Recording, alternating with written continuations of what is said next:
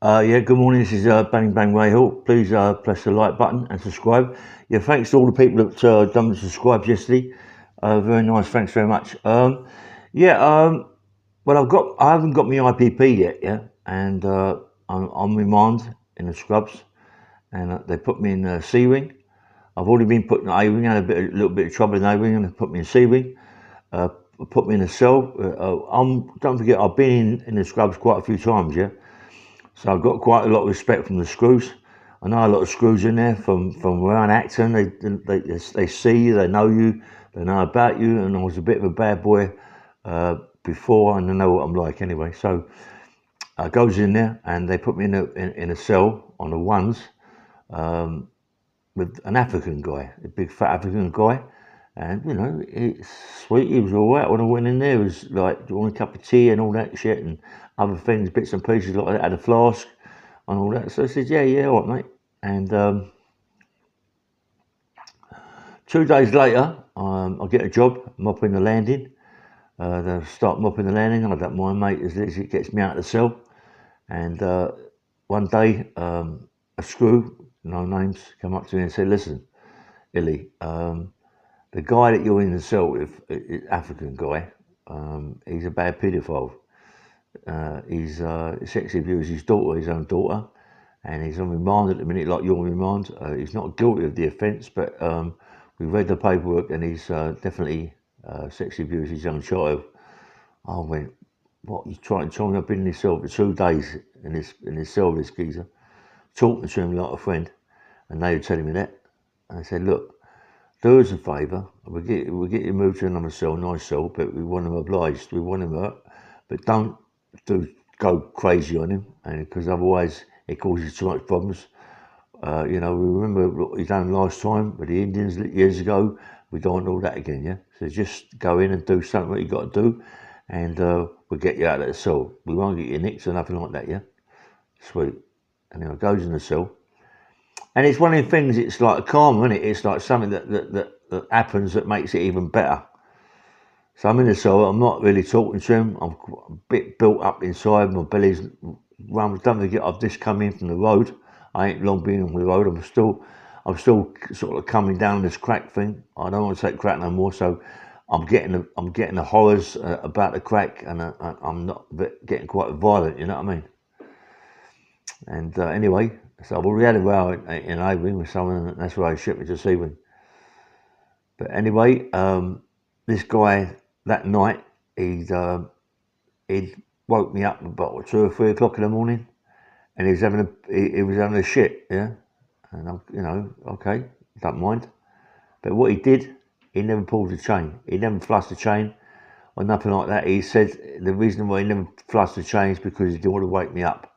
Consider it. But the smell was unbelievable. So in the morning I went crazy about it. I said, and he said, yeah, I did want to pull the chain. I went, listen, crack. I've hit him straight on the jaw. I ain't mucked about. I've hit him straight on the jaw. I must have I felt when I hit him, like that my elbow really hurt, yeah. It must have hit him so hard that the shot came up my elbow. And I knew that I'd done a lot of damage, and he went down, and he just went sparko. He flat on the floor. And the worst thing about it is, that when you hit someone that hard and it hits your elbow, I mean, you can imagine what sort of damage you've done to them. I'm lucky, really, that he was standing up rather than on the floor. If I'd have done it on the floor, perhaps I'd have done a lot more damage to him, yeah.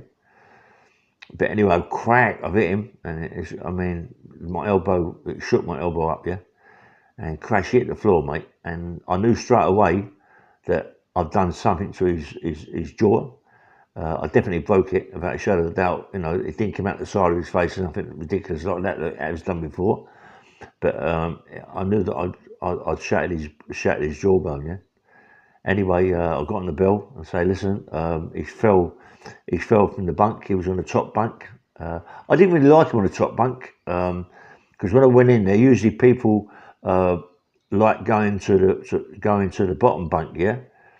The bottom bunk, because it's a bit more easy to get into. But a lot of people go on the top bunk, because the reason being that if you're on the bottom bunk and someone has got a short bladder, and wheeze at night, and it comes through the mattress and trickles all over your bed, and that's when it ain't too kosher. So he was upstairs, so I was always aware of that as well, yeah, that he might pee on it, come down through the mattress.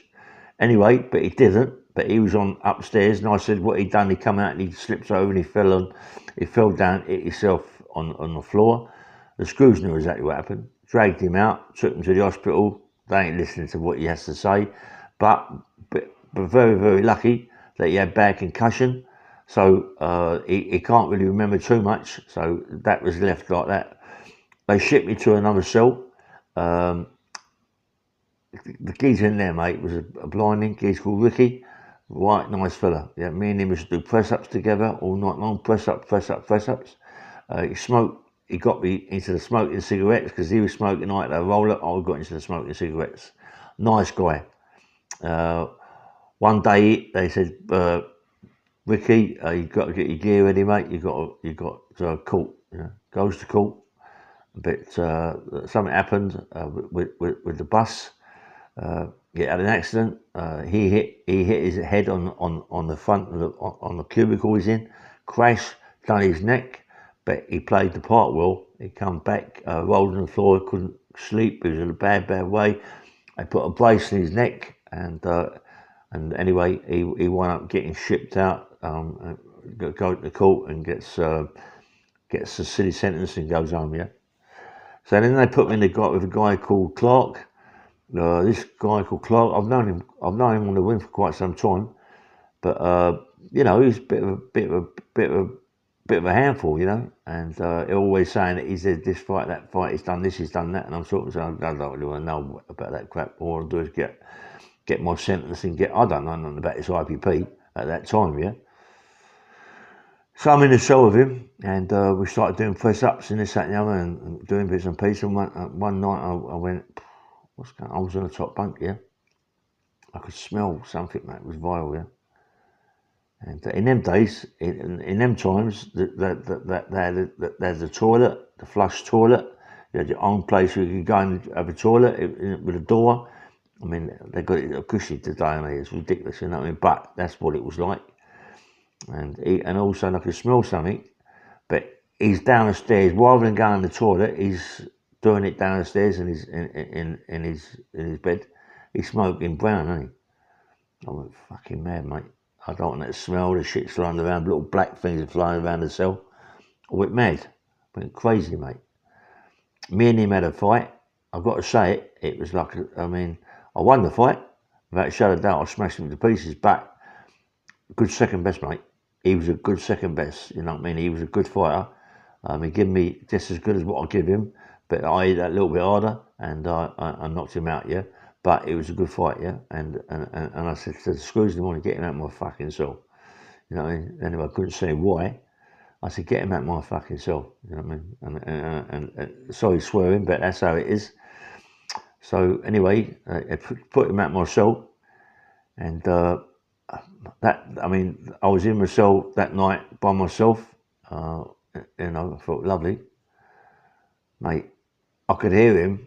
Listen to this. I could hear him shouting out the cell to these people, saying, "Give me some gears," crying like a baby because he never had nothing. And I thought, this geezer, man, it's too much. You know what I mean? Crying like a baby out the cell because he needs gear. This Brown, mate, listen. That Brown in prison is crazy. People can't do their birthday. They got to take this Brown shit, yeah. And he just gutted me, you know, gutting me hearing him like that, you know what I mean, shouting out for gear. Anyway, in the morning I comes out of my cell, sweet really, mopping the landing. All of a sudden Scrooge comes up and he says, "How are you going?" I went, "On, Governor." He went, "Want a job?" I went, "I got a job." He said, "Nah, in the Conor Bear." I said, "Conor Bear? What's the Conor Bear?" He says, "The drugs unit." But I kept seeing him walking past with a barrow. With the barrow, the same screw, you know what I mean? He hasn't really recognised me. I'm mopping the landings. He ain't really, but you see me, he must have found out that I was in there because of what I was doing, chinning people and all that. He's a bit of a nice screw. He don't mind, he loves all that game. A bit of a bodybuilder himself, yeah. So he said, "Look, do you want a job with the Conor Bear?" I went, "Yeah, man." They get me in here. I got in this, mate. I got in this place called the Conabare. Nice single cell. The cells are immaculate, right? There's about, what, 50 people in there, all people on drugs. Well, not, I can't say 50.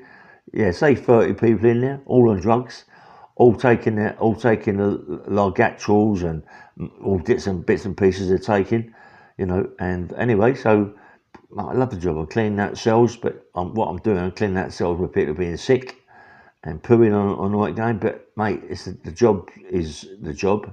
It's a good job. Who wants to lose that job? You know what I mean? It's fantastic. And